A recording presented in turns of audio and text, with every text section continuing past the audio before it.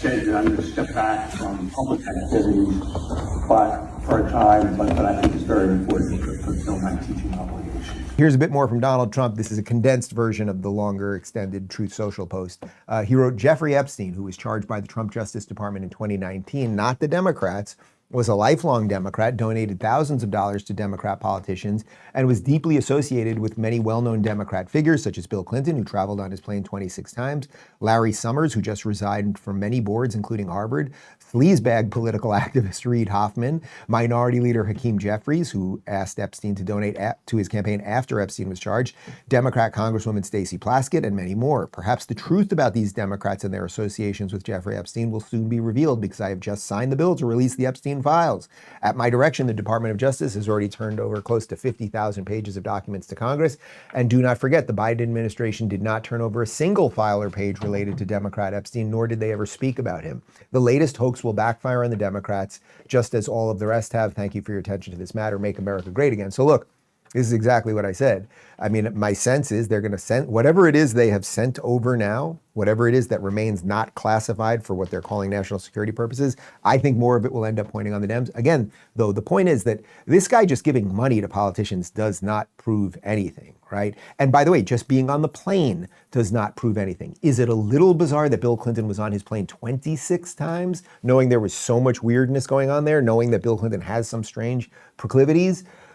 Probably a little something. The other one who seems to be in hot water about this is Larry Summers. And by the way, he in that post, Trump also mentioned Reid Hoffman. Reid Hoffman, if I'm not mistaken, Reid Hoffman is the Netflix guy, right?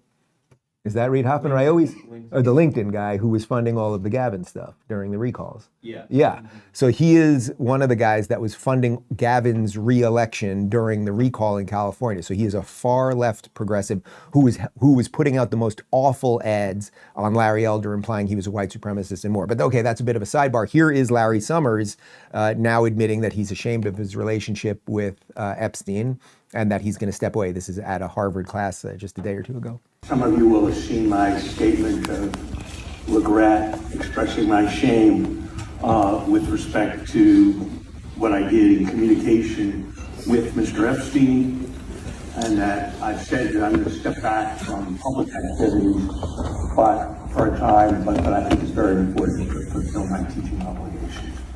And so, with your permission, we're going to go forward and talk about the material in the class.